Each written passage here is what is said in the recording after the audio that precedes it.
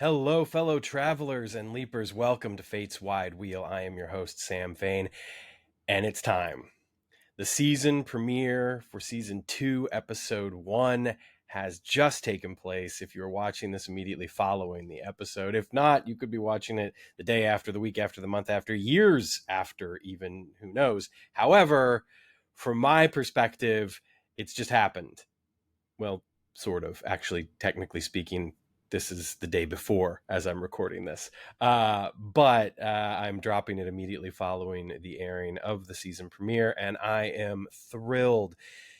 It's felt like a little bit longer than, just what is this, 6 months.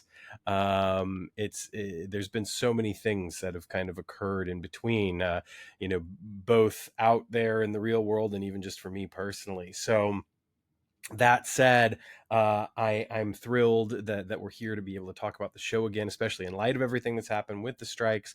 Of course, the team having the foresight to get ahead of things and film these episodes. And we not only do we have this one, of course, but we've got 8 episodes total, so 7 more after this one. I believe the plan is to run them basically just weekly to not have any breaks, although there could be a couple here and there to stretch things out. We'll see how that goes. Obviously we're in early October, so if they run these 8 through, we'll run basically through to the beginning of December. But they could stretch that out a little bit to run us more towards mid-December or whatever, before kind of what that traditional holiday break would be. Although there are plenty of shows, including Quantum Leap last season, that would break kind of around November instead, and then come back after the new year.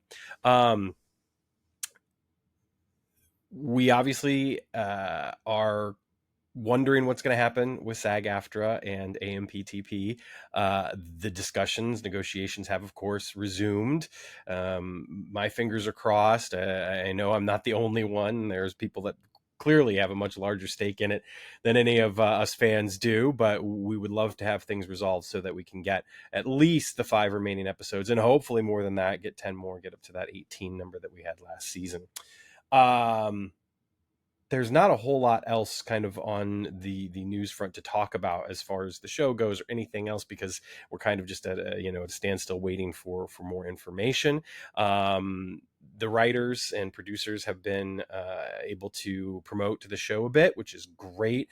Seeing people post about it and being able to kind of take that pride, rightfully so, in the show, and the impending debut of season 2 has been fantastic. And I'm just, kudos to them for their work, and for also what had to have been a very difficult time, not only the uncertainty with the strike, but also just wanting to talk about something they love and not being able to, and now they can, and I'm so glad to see that.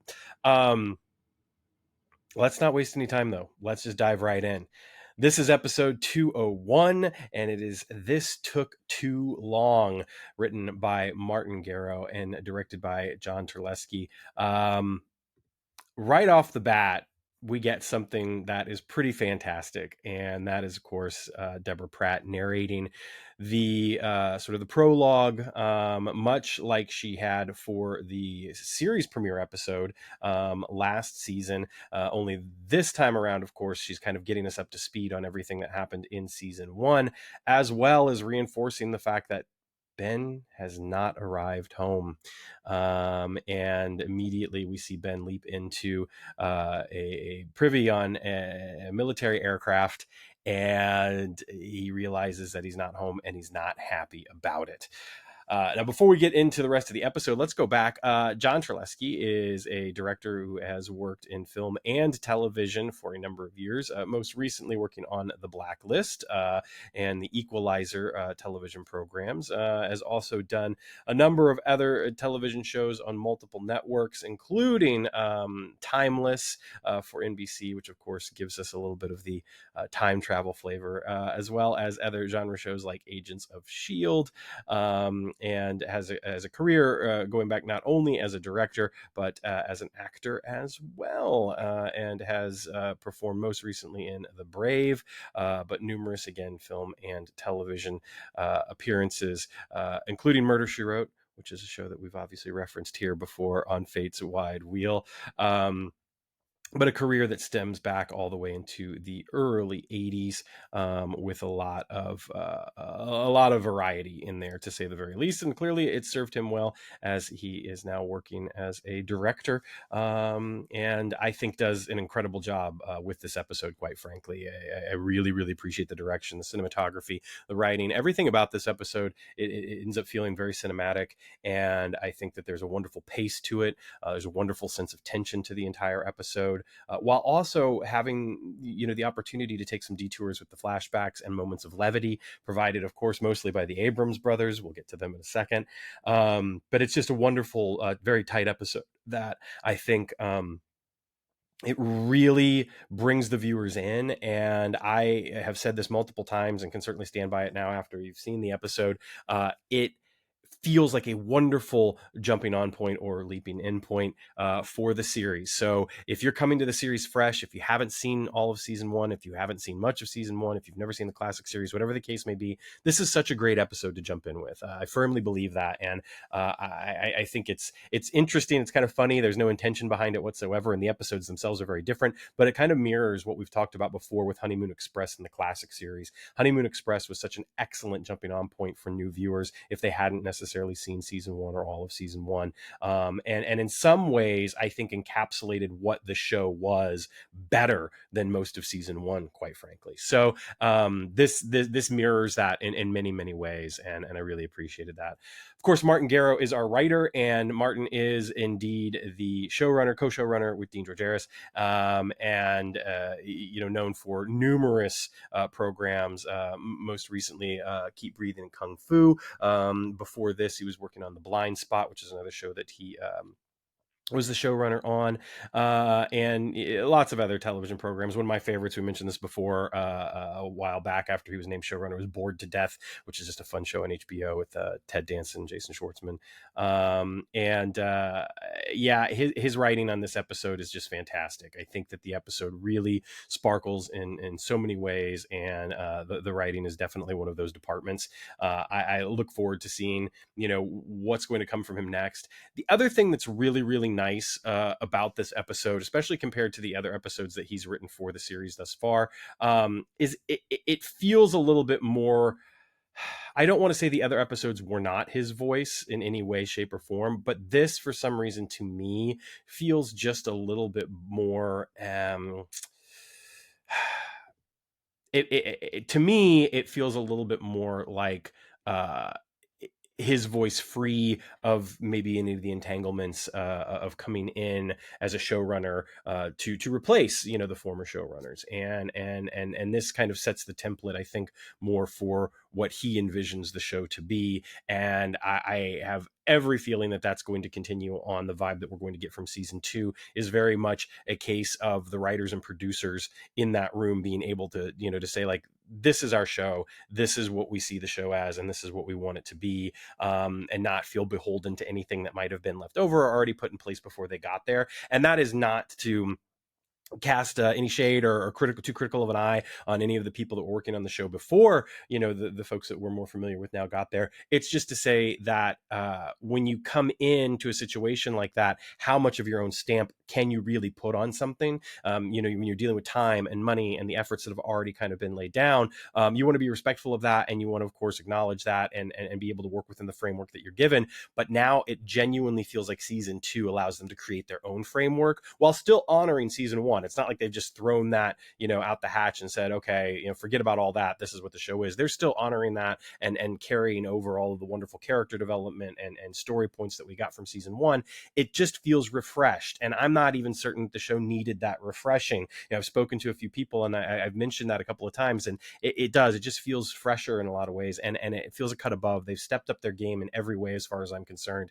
And, the writing and the directing of this episode, I think, goes a long way to supporting that. So it's great to see. The show just feels bigger and better. And I think it's one of those cases that, for me personally, had I not seen it like this, I never would have known that it could be this. because my imagination, I guess, just filled in the gaps or something like that. I don't know, but I was always happy with season one. There was nothing, about it that made me feel like, well, this is awful and they better change things. It just ends up feeling like, wow, this is kind of like, this is the surprise and the treat I never knew that I needed until I got it. And now I look at season two and it's sort of like, wow, this is special, and I'm really, really pleased with it.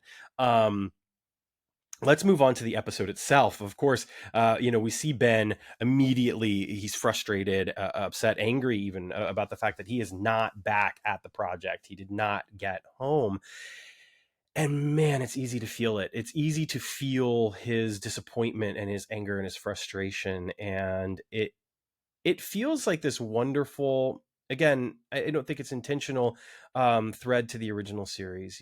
We saw in the classic series a number of times, Sam's frustration over not being able to get home, and this just echoes a lot of that really, really well. He calls out for Addison and there's no response, which isn't too strange, of course. There are a lot of leaps that we don't see the observer right away, going back to the classic series, obviously, and the first season of the revival. So it's not, too out of the norm to have not seen Addison at this particular point in time. Then we hear a voice calling him Perez, and we know that obviously he's not Ben. He's still leaping, and we find out soon after, due to some great super titles on the screen, that he is in 1978, somewhere over Russia on this plane, and there's a big box on the plane, and no one seems to know what is inside of it. We get introduced to the Abrams brothers, Ronnie and Enoch, played by Aaron Abrams and PJ Byrne, respectively. They're arguing over what's in the box, and it's a wonderful scene. And again, it's a testament to the writing and the acting here, because I felt like this is just a wonderful way to draw us in, get us engaged. We're all wondering what's in the box, and I think that there's kind of some interesting, perhaps, something meta about this box, which we'll get to a little bit more later, and I really enjoy that aspect of it. But of course, just even from a story perspective, it's the perfect kind of Hitchcockian thing. It's like your MacGuffin. It doesn't matter what's in the box. Is that really what's going to propel us through on the story? But we're interested, we're intrigued, it hooks us. It's the suitcase in Pulp Fiction, right? And the chemistry between Aaron and PJ is fantastic. The pace of the dialogue, the speed, the rapid delivery is fantastic. The sort of the frenzy, the lather they're working themselves into over what is in this box. Could it be a supernatural relic? There's German writing on the box, so Enoch thinks that it's perhaps some sort of occult object, supernatural relic left over from the Third Reich or something. Ronnie puts the kibosh on that. He thinks it's extraterrestrial. They have this little discussion about Roswell, which is an interesting bit. Again, I don't know if it's intentional or not, foreshadowing, perhaps. As we've seen from the trailer, of course, there's an episode where perhaps there's something going on with a UFO or something, who knows. But of course, Ronnie's quick to put the kibosh on that and says, no, Angel Fire, New Mexico, that's where it all happened, which you can look that up. Of course, there are a lot of people who think that Angel Fire is a bit of a nexus for UFOs dating back over 50 years or so. The brothers, the work here is just sublime, and it's all throughout the episode. And of course, most of the moments of levity we get in the episode are courtesy of the two of them, although not entirely. Ben has some wonderful moments as well, which Raymond, of course, is just perfect in. The kind of argument over what's in the box is quickly put to an end when Curtis Bailey says that he has had enough of their guessing, played by Francois Arnault, and who's recently been on Yellow Jackets, actually, and says that he doesn't care. He just wants out of the military purgatory they've been in for the past 5 years, which can happen if they deliver the box successfully. He has a great line about knowing secrets in the Air Force isn't fun or cool. It just bites you in the ass. Then we see Melissa Roxburgh as Ellen Greer. And, again, she's kind of echoing Bailey as far as nobody open the box, leave the box alone, everybody shut up, we're here to finish our mission. And she starts, telling everybody kind of like, this is what you want, right? This is what you want, right? And she gets to Ben and she says, you finally get to go home. Isn't that what you've always wanted? And Ben, of course, says, yeah, it is. A great moment. It's one of those excellent moments that we get. And, we saw many times in the classic series, and we've seen a few times here in the revival series as well, when obviously something that, Ben is hearing on the leap hits him as Ben, even though it was obviously being delivered to who he's leapt into, in this case, Perez. As soon as this kind of happens, the plane gets hit by a missile, a SAM, surface-to-air missile, and things go caca, to say the very least. Ben thinks he's there to save the plane from going down. He's got all this confidence, I can save them, I can do this. But before he can, of course, he just gets, swept out, almost out of the plane. The plane goes down. The next thing we see is Ben lying on the ground. He's cut up and dirty now, and has survived the plane crash. Luckily, all of our team, except for the pilot, the captain, have survived. And when Ben gets woken up by Bailey, we see the crash site for the first time. And the crash site FX look great. It looks like it's a combination of both CGI and practical, and it works really well. It looks fantastic. And this is really one of those first moments when, as you just start to take in the scope of things, you see the landscape and you see the crash site, where it really is feeling very cinematic. We're getting this kind of wonderful feel that is reminiscent of something like Flight of the Phoenix or something like that. Take your pick between the original with Jimmy Stewart or the remake. But in addition to that, I also got a lot of vibes of like MacGyver, which comes to play later, and similar shows. It had that vibe of kind of like some of the 80s shows that went for a little bit of a bigger scope, that that tried to tell those stories that felt kind of like films on the screen. And yeah, there was a television budget, and yeah, they weren't necessarily always able to really hit the mark, but MacGyver was one of those shows in particular where you had this international scope. And most of the time it was just shot in California, right? But it always had the ability to kind of aspire to more and look a little bit bigger. And this is an instance where the show really, really does look bigger. And again, it was something that I took note of right away. So at this point, it looks like Enoch is trapped and thinks that he's dying, and Ronnie's trying to save him, but can't get it to move. He's kind of trapped under one of the wheels of the plane, and Ben and Bailey are able to get a lever and fulcrum and get him out of there. But before they do, Enoch has this great line about wanting to confess this horrible betrayal to Ronnie, but they save him before he can, and so now Ronnie is left questioning, like, what's the betrayal? And Enoch is just like, I didn't know what I was talking about. I thought I was going to die. And it carries through, and the humor of it repeats, and it's really wonderfully done. One of the things that's great about both Ronnie and Enoch, as played by Aaron and PJ, is that the humor, it never feels forced. It feels very grounded. It feels very realistic. There's just wonderful chemistry between the two of them. I mean, it's so good. It's almost a surprise, when you think about the fact that, like, well, they get to do this once. We're not going to see Enoch and Ronnie again, right? And yet they do such a wonderful job, the two of them together. It's great, and PJ Byrne has done a lot of stuff. Most recently been seen in Gen V, which is that the Boys spinoff. Was also in Shazam, Fury of the Gods, Babylon. A number of programs, including the Boys, as well as Cobra Kai, and been working for quite a while now, going back to the early 2000s, 2001, and just done a lot of both film and television,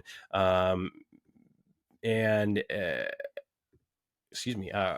Aaron Abrams, who played Ronnie Abrams. I wanted to say Ronnie Abrams because that's the character's name, but Aaron Abrams, very similarly, lots of film and television as well. Most recently in The Watchful Eye, has also been on NCIS Hawaii, Blind Spot, He did 23 episodes of The Blind Spot, so obviously he's worked with Martin before. Just a number of other films and television programs as well. Melissa Roxburgh, who plays Ellen Greer in this episode, she's probably most well known recently from Manifest, and prior to that had been in television program Valor. Done a number of things, was in Star Trek Beyond, Legends of Tomorrow. So lots of genre stuff in here mixed with, of course, some other things that are a little bit more grounded, if you will. She's also in a couple of episodes of Arrow. She does a great job as Ellen Greer. It's interesting to me to note that perhaps the person who has kind of the most prominent role of the guest cast, if you will, although it feels like such a genuine ensemble, so it's hard to even say that. She flies a little under the radar for good portions of the episode because of the fact that the Abrams brothers are given such wonderful, dialogue, and they handle it so well. And there's this beautiful chemistry between them because Francois Arnault as Curtis Bailey does just some really wonderful, wonderful work. And it's a shame that we don't get to see, more of him, or we won't get to see more of him after this episode. And same with the Abrams brothers. But as the episode goes on, the thing that Melissa is able to do through the course of the episode that I really enjoy is build to kind of the moments of importance for Greer. And there are two moments in particular that play so well, almost because she kind of flies a little under the radar at times. And it's just, to me, it's kind of a sign of a very giving actor, of someone who's not there to try to hog the show or steal the spotlight, let other people do what they're going to do, and knows when to kind of call their shot, knows when, those moments of focus really are. And it's also a tribute, I guess, to the writing and the directing as well, because the path is clear for her to have those moments when necessary, which is great. So at this point, Enoch's leg is bleeding a lot. Ben has to rush into a fiery plane to get the med kit. Again, he's calling for Addison. Addison is not there. There's this wonderful kind of matter-of-factness about the way that he handles the danger of going into the plane. Like when he looks up and he sees the flaming plane, he's just sort of like, yeah, of course. This is my life now. And he rushes in. At this point, of course, he sees Greer, and Greer wants help getting the crate out because the box is still stuck in the plane. And Ben is just sort of like, let's get out of here. But, she will not leave the crate. He wants Addison to kind of help him figure out how much time they've got. She's not there. They got to move. They get it out. Plane explodes. Great VFX again. Again, that mix of practical and CGI, it worked really, really well. And again, it's just a reinforcement of what I was saying earlier. Everything looks more expansive, more cinematic. It just feels a cut above from last season. Greer attempts some communication, but the radio phone is busted. It's a great moment for her, and it feels kind of understated because she's clearly upset. She's just emotionally drained, and it's clear she doesn't know what to do at this point. They've got their mission, but how the hell are they going to get out of this?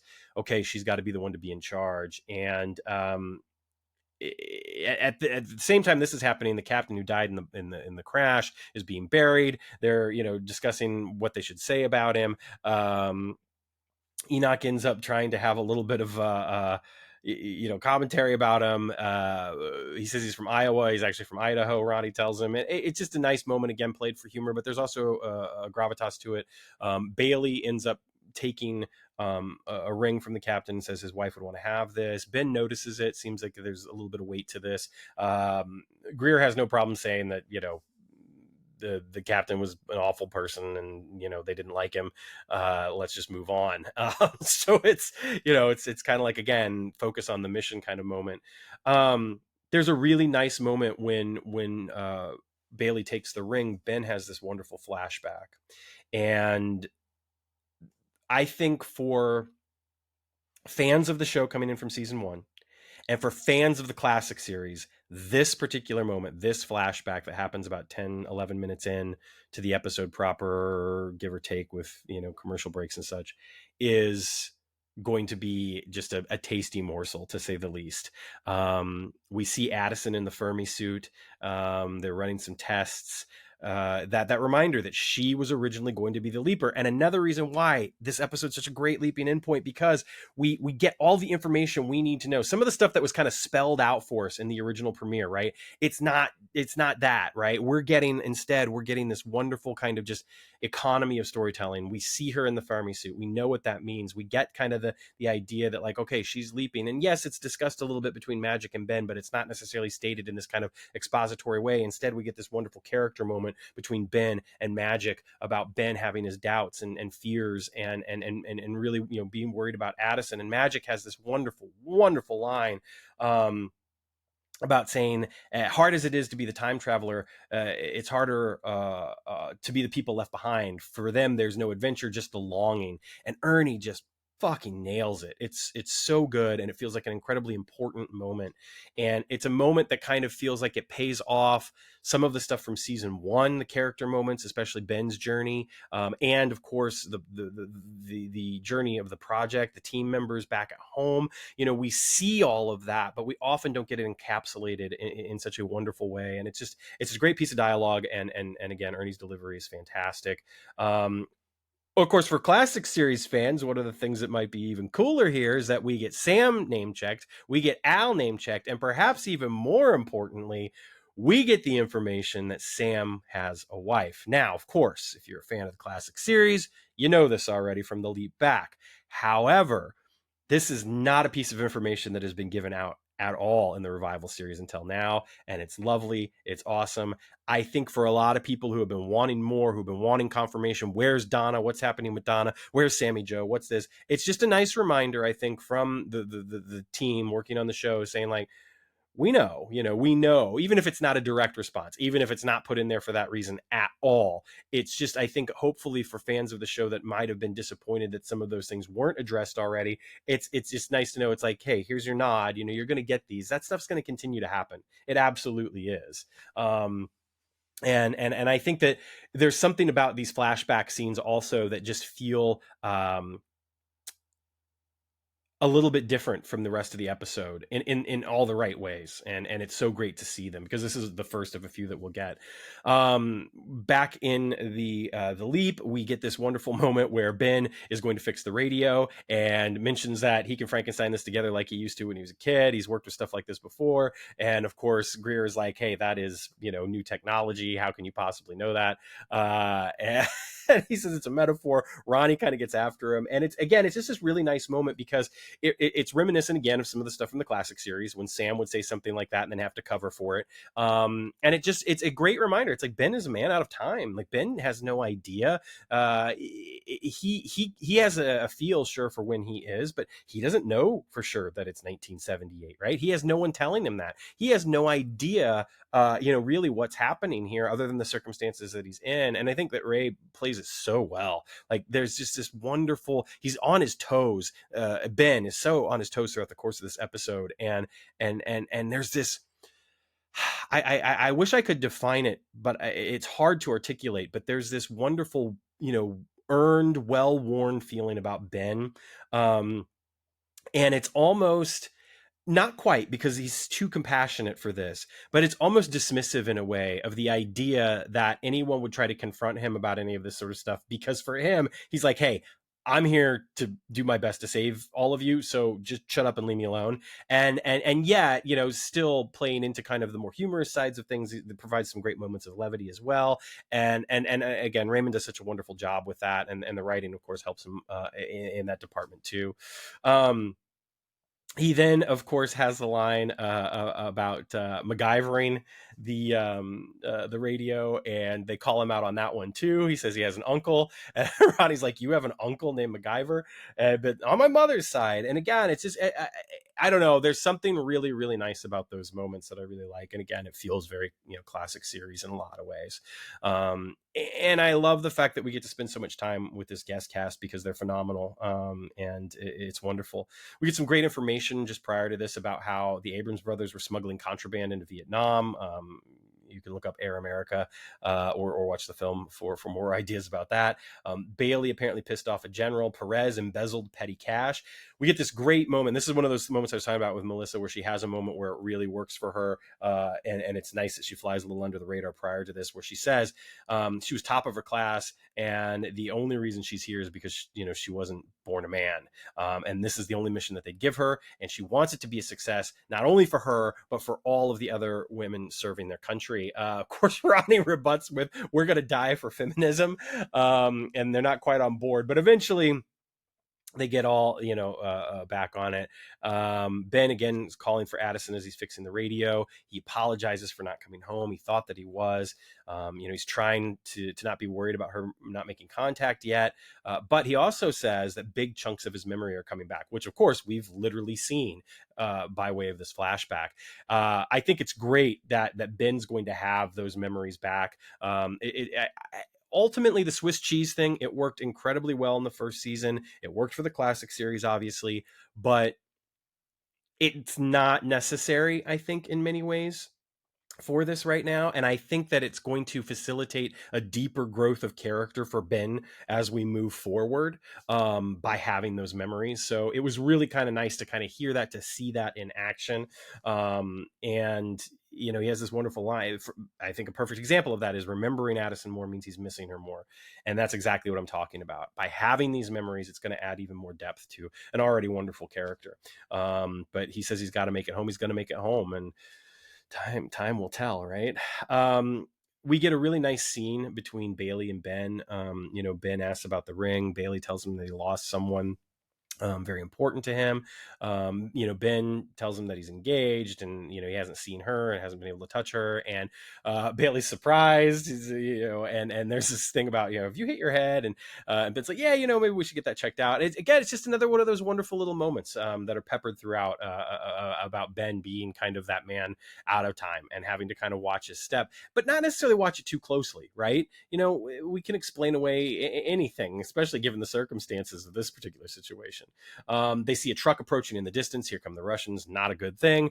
However, the team's able to turn the tables and fight them off, tie them up, and Ben uses their radio to listen in on what the Russians need to know, basically, as far as they're asking for a check-in. Ben knows Russian. He speaks Russian. Everybody's surprised. He says he's been taking night classes. Greer's just like, I don't really care. What did you say? What's happening? And they, at this particular point, it's clear that they've got to do something. And again, Greer does not want to leave the box. She does not want to leave that box. And she thinks they have to stay there and wait for someone to come to them. The Abrams brothers want to get the hell out of there. They're really not having this. Here's something interesting. I don't point stuff like this out very often, but it's so noticeable. I feel like if I don't point it out, people are going to be like, didn't he notice? I still do that sometimes. It's past, but didn't they notice anyway? And I did notice, and what I noticed is that Francois Arnault, Bailey's scruff, kind of keeps appearing and reappearing throughout a couple of the scenes, and here it is noticeably lighter than it was in the previous scene. It happens, continuity stuff like that is bound to happen. It makes you wonder as far as what the shooting schedule was like. Were there any reshoots that took place, which will be something interesting to kind of maybe find out and pick some brains about. Hopefully, fingers crossed, in the near future.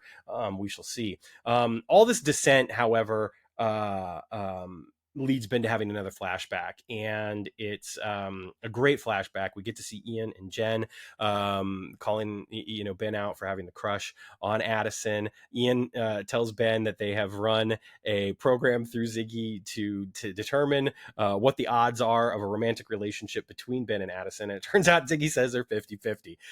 Ben's not very happy about that. Jen has a great line about a coin landing on its side.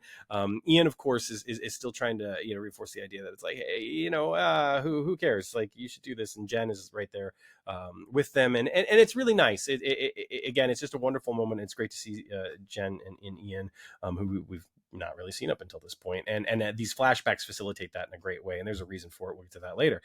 Ben decides at this point, sometimes, you just got to kind of take a leap of faith and you got to do it. And so he's going to open the box. And as he does so, Bailey is like, oh, I love you. And they both start to open the box, and they find out that there are bricks inside. In essence, there's nothing inside that box. Here's where I want to take just a little detour. We've talked a lot, and obviously throughout the course of the first season, about the sort of the mystery box idea, and numerous shows, of course, Lost, probably, most famously in some ways, have been dependent on that mystery box idea. And oftentimes, the explanations that we get for these things aren't quite as satisfying as we want them to be. And of course, throughout the course of season 1, we certainly had some mysteries on our hand. And that term, that fandom term, the mystery box term, got thrown around a lot. And in this episode, we literally have a mystery box, and when it's opened, it's just full of bricks. Now, I'm not saying that this is what Martin intended, and I'm just somebody who's reading too much into things, probably. But it is hard not to read into this a little bit and think, you had a box that was given to you and it just kind of weighed you down. And when you opened it up, you realized there was nothing worth anything in it. And to me, as someone who loved the first season, unabashedly, I love the first season. I enjoyed it. I thought it was a wonderful adventure. The thing I enjoyed the most was getting to know these characters, getting to learn about these characters, getting to see what they were put through. A lot of guessing got played early on. What does this mean? What does that mean? Even when Ben said he was there to save Addison, he leapt to save Addison, all the guessing about what does that mean? Save her life, do this, do that. Ultimately, all of that stuff, as wonderful as Judgment Day was for so many reasons, including the 3 ends, for instance, as wonderful as that was, the truth is, the characters and what we saw from those characters and learning about those characters was, to me, much more important and much better than this, big mystery box at the end of things about, Ben leaping to save Addison, Martinez being there, what's happening next. And some of that stuff is great. I love that stuff. I'm not knocking it. However, I'm saying that sometimes you have to realize that's not the point. And are mystery box stories ultimately just kind of empty stories in general? Aren't the characters and their journeys ultimately more important and fulfilling than what's in the box? I mean, Hitchcock certainly thought so, right? There's a great line: if this cargo was so important, why would they entrust it with the people they trust the least? It's a decoy, they're cannon fodder. It's great. There's this wonderful moment too where Bailey talks about second chances and never getting back home, and it clearly strikes a chord with Ben. And Ben, as we saw him do multiple times throughout the course of the first season, as was stated that it was a quality that he had, he pulls everybody together. He rallies the troops in essence. And Raymond's awesome. It's this great moment. He's able to reference Addison. He really kind of, he brings them together. But the great thing is, and another testament to the writing, is he's not the one that really finally ties that knot. It's Greer. She takes charge and the mission takes a turn. And, we're Oscar Mike on the move. And there's some great stuff in the truck because they take the truck and they're going to drive to this satellite, a radio site, which was on the map that they got from the Russians, which, they assume is where they were radioing from, and they're going to patch in and radio for help. While they're on the way, we get, again, some nice humor about the betrayal from the Abrams brothers. There's also a great moment in the truck where Greer and Ben are talking about, and then again, this is another one of those moments from Miss Roxburgh that's so great, is that, she, being a woman in the military, and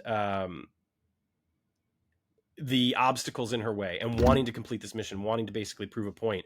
And Ben says, he knows someone that would want to thank her. And of course, Greer is like, you don't know anybody from the future. What's going on? Maybe we should get your head checked out, which is another nice little nod to that from earlier. And, Ben, of course, agrees. But it is a nice moment because it reinforces the idea that, obviously, like, Greer is doing something that might be in service to a bit of a higher purpose here, right? Like, she's not exactly concerned with herself. And that echoes something that we're going to hear later directly from Addison, who Ben says would want to thank her for, her service and for kind of opening those doors, which is great. It's kind of a wonderful thing, because not only does it help us in this wonderful little character moment for Greer and Ben as well, but it also, oddly enough, and this is one of those reasons, I've talked about this before on the podcast, at a play analysis class when I was a freshman undergrad, and one of the assignments we had was to write the names of all the characters in the play. And the entire class, myself included, were like, this is a joke, right? and we wrote the names of the characters in the play. And this particular professor had a habit of giving us assignments without really telling us what we were doing, without, and then afterwards would correct us, which is an interesting tactic and works to varying degrees, I suppose, for certain people. But that said, we just kind of were like, well, okay, we'll just write the names of the people in the cast. Here's your characters in the play. And he, of course, enlightened us all that those are not all the characters in the play. All the characters in the play are everyone who is talked about, mentioned, whether they have a name or not. It could be the paperboy, it could be the main character's brother whom we never see. And I think in this instance, of course, we see Addison, so it's a little bit different. But if you take this scene just on its own and excise it out of the script, it's wonderful because it not only tells us something about Greer and Ben, but it also tells us something about Addison. And it also tells us something about Ben's perspective on Addison. And it's just a really wonderful, like when you really just kind of cut that out and look at it, it's just a wonderful little bit of writing. And it's a wonderful scene. And it's small, and it doesn't necessarily hold, a lot of meaning to the plot, to the story of this adventure that they're having to go on after being shot down or whatever. It's a character moment, but it's really great. And it's stuff like that I love, not only from this script, but just from the show in general, because I felt like we got moments like that in season 1 as well.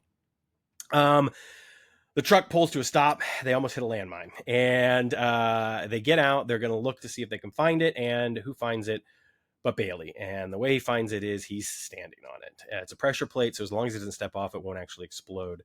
At this point, we get a really wonderful moment for Bailey where he tells the team that kind of echoing the earlier story that he was telling Ben about how he lost someone, that the person that he lost was his lover, Lieutenant Tom Miller.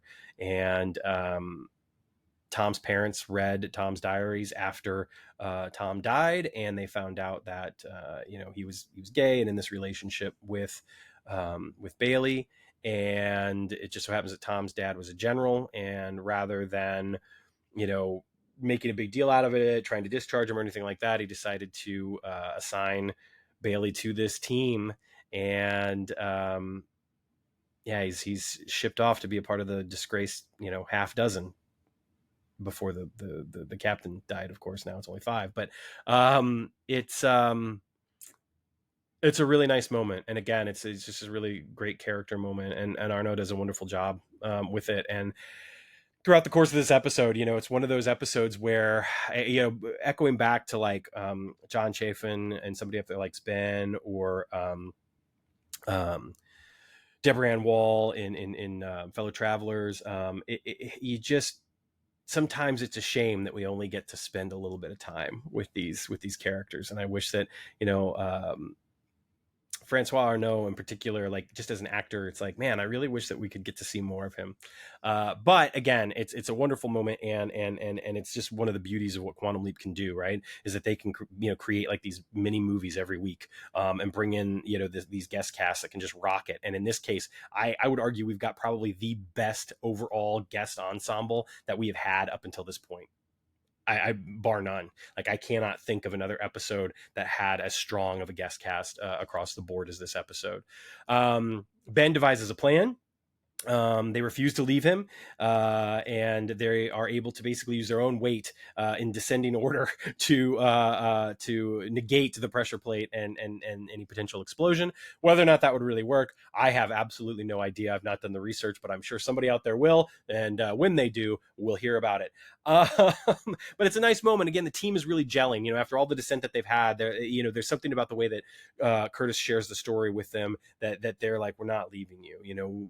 We're all in this together. And even Enoch has this wonderful moment where he's like, it's a moment that I feel like we've seen before, where you'd have that dissenter who just be like, I'm not doing that, that's crazy. But instead, it's wonderful because he's like, this is insane, we're all going to die, I'm in. And it's kind of lovely. It's a nice little playing against that normal kind of moment where you have kind of the character, the archetype that we've seen Enoch in other forms of film and television before, and they're the one that tries to get out of something, but he doesn't. He's still there with the team. He still exhibits that courage, which is really nice. I like that.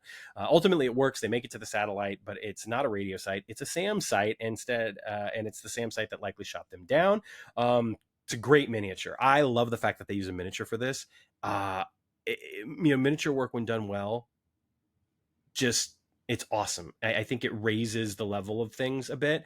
Shoddy miniature work obviously will just screw everything up, but when it's good, it works so well. Even if you know it's a miniature, it doesn't matter, because what it does is it lends a level of authenticity that you wouldn't necessarily normally get had they, tried to CGI it, or tried to find something that looked similar enough, or tried to build their own, scale. But by having a scale miniature or whatever instead, A, they probably save a little money. B, it looks better than CGI could, and it just really popped. I really loved it, and it was confirmed that is actually a miniature, for anyone who's wondering, how I know that if they're not able to notice it themselves.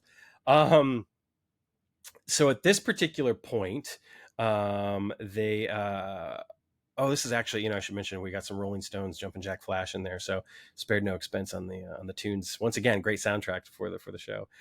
They bring the disarmed mine with them, which of course helps, because as they go up to the SAM site, Ben and Bailey go. They radio for help. They are going to get an extraction as Ben is getting out of their communications. However, he taps into the Russians on accident. He hears that they have identified the other planes that they were the original decoy for, and they're going to shoot them down. And they found all that out because, of course, they sent a team after the original team that was going to investigate the crash site when they didn't return, and told them everything. And they found the empty decoy box because, they obviously didn't have it with them.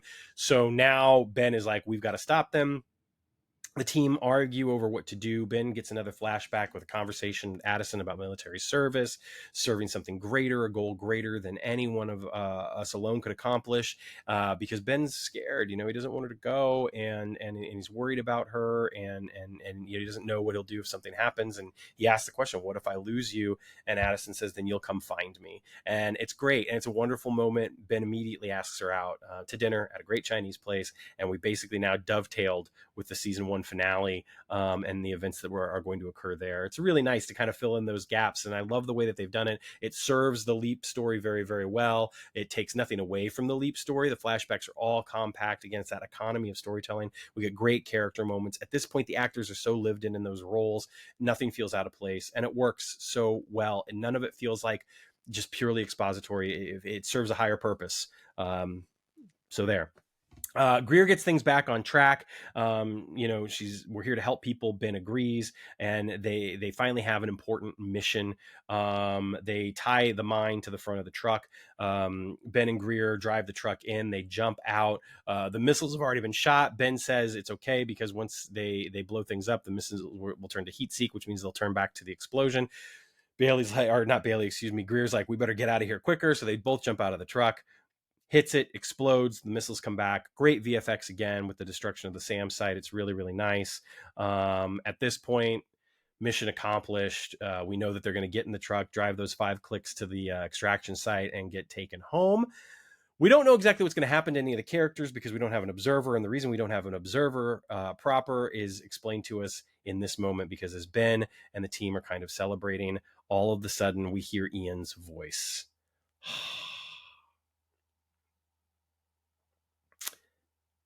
I don't know if I should say this. I've known about this moment for a very long time, and I have not told anyone.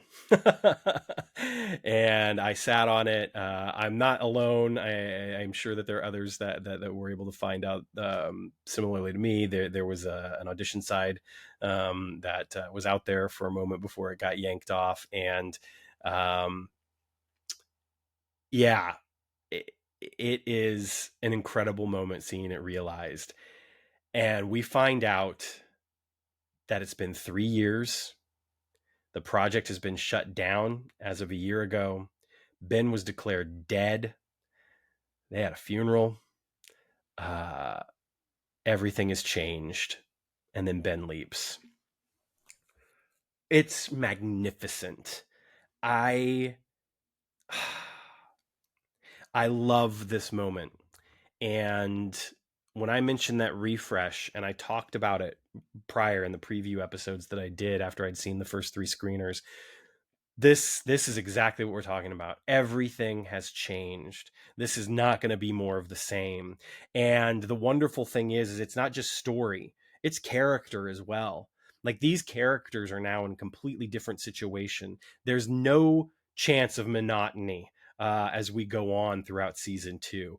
This refresh, this upping the game has created a show. I don't want to say something as cliche as we've got a whole new show on our hands, but it feels like it in some ways. And I'm so excited for what's next. And I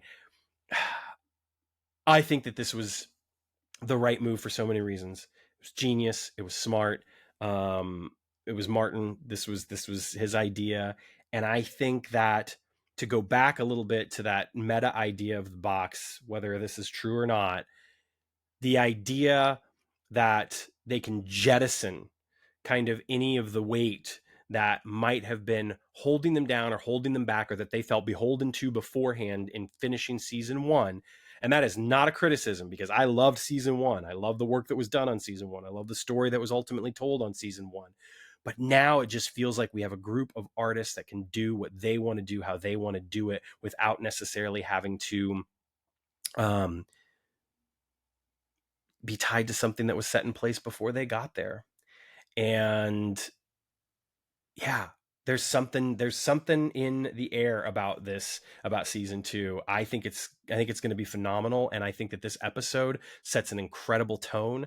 I'll tip my hand a little bit. I go back and forth between whether or not this episode or the third episode are my favorite out of the first 3 that I've seen thus far. But it's great, and overall, I'm so excited that they have done this, that they've taken the chances that they've decided to take, because it's a chance, and there are people that won't be on board. There are people that will be like, "What is going on?" There are other people that will, that will maybe criticize it for different reasons. Who knows? But ultimately, I think it's genius. I think it's the smartest thing to do for many reasons. I am so on board, and I cannot wait to see what comes next, because, the cast is just going to kill it, and the next 2 episodes have some incredible moments. Episode 2 has one of my favorite moments and pieces of acting in the entire series thus far. It's an MIA level moment as far as I'm concerned, and I mean that. So I'll tell you more about it next week. But there it is. That's episode 1 of season 2. This Took Too Long, written by Martin Garrow, directed by John Terlesky, with an incredible guest cast headed by Melissa Roxburgh, Francois Arnault, PJ Byrne, and Aaron Abrams. Of course, our regulars were amazing. Raymond Lee, Mason Alexander Park, Caitlin Bassett, Ernie Hudson, Nenrissa Lee. Everyone, they didn't get a lot to do back at the project, obviously, but it's okay. And I know that we're going to get a lot more of them in the future, which is heartening to say the least, because I want to see more of them too. That said, the balance struck between project and Leap stuff, obviously in this episode, it's almost entirely Leap, and it's great. That's what the classic series was. And I think that if that's something you've been missing, you're going to have plenty of opportunities throughout the course of this season to see episodes like this, where most of what we get is the Leap. There's still going to be plenty of stuff at the project, plenty of stuff for people at the project to do. We're going to get to see a lot of that. I think, I can't say any more at risk of spoiling any of the future episodes. But overall, I'm very very excited about this, and I'm really looking forward to seeing what the rest of the fandom at large has to say. I'm looking forward to seeing what the critics of the show have to say. People that have maybe been unkind to the show in the past, because I think this is an opportunity to give it a second chance, and it deserves it. And I think that it sets it apart from season 1 in a lot of ways. And I think that anyone who might have had issues with the first season, I'd like to think that perhaps they will not have as many issues with this season. Fingers crossed. But next week, we get episode 2 of season 2, Ben and Teller. You have seen a preview for it after the credits of this episode, but I have not seen those before so I cannot even speak to them, and I don't even want to try for fear of spoiling anything big. What I can tell you is we're going to get to see a little bit more of everybody, and it's a good one. And I'll leave it at that. I'll leave it at that for now, at the risk of spoiling anything I'm not supposed to spoil, which wouldn't really be a spoiler, I suppose, but it could be. So I will stop now. Thank you all so much. Thank you so much for your time, for listening or watching, as it may be. And thank you for supporting Quantum Leap, not Fate's Wide Wheel, but Quantum Leap, because uh, I just feel so strongly and passionately about the show. I always have felt this way about the show when I was a kid. I feel this way about the revival. I loved being able to expose people to the show that had never seen it before, or that had maybe seen an episode, or they're like, "Oh yeah, that one show with the guy and the time travel and blah blah blah." You know, I held viewing parties at my apartment when I was in college. That's no joke. I had two distinct viewing parties. One was for Sci-Fi Channel all day marathon that they did, and another one was it was Oscar night, and people came over early for Oscar night, and we didn't watch Oscar movies. We watched a Quantum Leap mini marathon before the Oscars. So you know, it's something that's always been near and dear to me, and I know that there are some people out there, fans of the classic series, that have not been able to get on board with the revival series. I certainly think that they should give it another chance, especially in season 2. But I love it, and I feel very passionately about it, and I think that there's an incredibly wonderful group of people working on it as well. And I want to see more. And I hope that negotiations with SAG and AMPTP go well, and we're able to get actors in front of cameras sooner rather than later to finish off this incredible season. And I just want people to watch the show. I really, really do. I love talking about it, sure, but even if I never got to utter another word about the show, I would just want people to be watching and supporting and enjoying it, because I think that it's different enough from so many of the other shows that are out there right now. And it can really do something very different than a lot of other shows on television. I firmly believe that. I'm not going to say that it's a singular type of show. I think that there are other shows that are in line with it. But this iteration of Quantum Leap has provided a lot for me, you know, personally, and within the fandom. And I'm proud to be a fan of it. I'm proud to be able to talk about it. And I look forward to hearing what other people have to say about the show. So that's my spiel. Watch Quantum Leap Wednesdays, 8 p.m. Eastern, 7 Central. My name's Sam. This is Fate's Wide Wheel. Thank you so much to all of the patrons who support the show. As always, look around your community, see if there's something you can do to help out. If you want to help the world at large, I will always suggest the Trevor Project or Doctors Without Borders. Those are two charities that I love dearly and support and have supported for quite a while now. If after all that you still have some change jingling around and you want to toss it our way, then by all means, please go to Fate's Wide Wheel on Patreon and sign up, become a patron. If you do, you will get access to our pre-show, post-show, watch-along hangouts on Wednesdays, which we have had some special guests drop in before, which has been a lot of fun.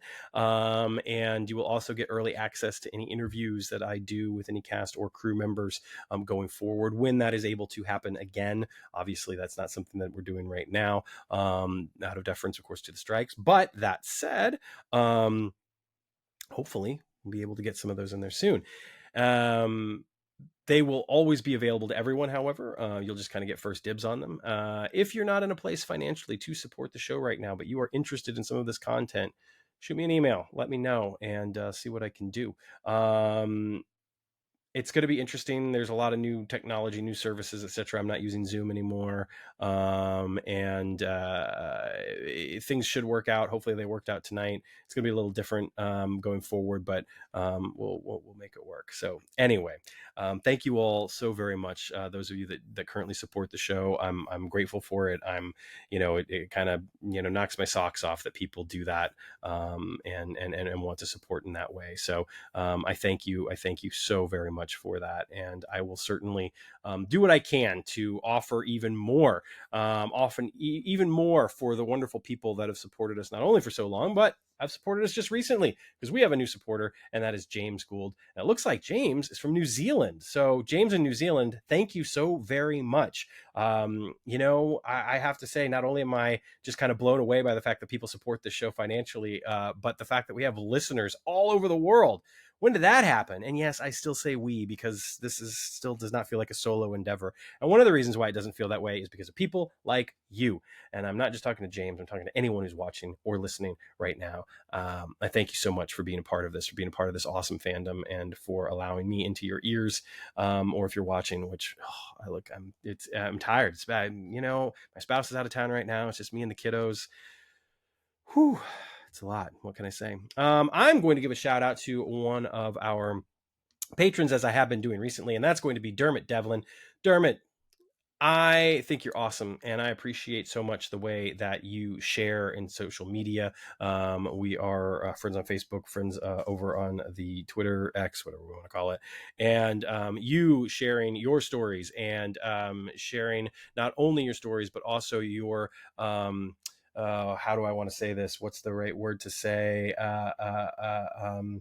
Your drive and your passion for causes involving disabled people is incredible, and I think you're fantastic. And not only, of course, all of that, but you're an awesome fan of Quantum Leap, and some of the cosplay that you've done is fantastic. And of course, the comments that you've had about the show in the past have been enlightening as well. And I've enjoyed the conversations that we've been able to have via social media. So thank you so much for that. And thank you so much for your support. Really, really, truly appreciate it. And yet someone else who was actually not in the US either, over in Ireland. So yeah, just blown away. Appreciate you all.